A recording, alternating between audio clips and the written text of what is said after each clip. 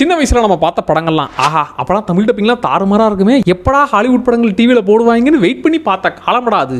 ஞாபகம் வருதே ஞாபகம் வருதே.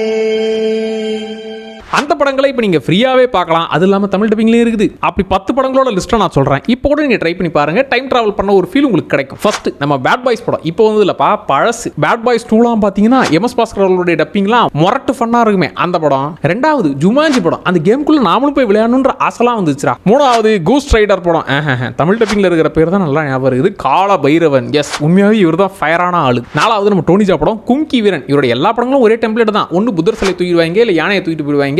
நம்மளால தூக்கிட்டு போனவங்களை போய் தூக்கி போட்டு மிதிப்பாரு. அதே டெம்ப்ளேட் தான், ஆனா ஃபைட்லாம் தாறுமாறா இருக்கும். அடுத்து அஞ்சாவது நம்ம தலைவன் ஜாக்கி சானோட ராபி ஹுட். இதுவும் தமிழ் டப்பிங் டைட்டில் தான்டா மைண்ட்ல நிக்குது. அதிரடி ஜாக்கியும் சுட்டி குழந்தையும். ஆறாவது ஹெல்பாய் படம், லேட்டஸ்டா வந்தது, கன்றாவியா இருக்கும்பா, அந்த பக்கமே போகாதீங்க. பழைய ஹெல்பாய் வந்து ஒர்த்தான ஆளு. ஏழாவது படம் உலகம் அழிய போகுதுப்பா, ஆனா எப்படி அழிய போகுதுங்கிறத 2012 ஒரு படம் எடுத்தாங்களே, அப்பெல்லாம் பார்த்து ஓ இப்படிதான் அழியுமான்ற மாதிரி பயந்துகிட்டு இருந்தேன்.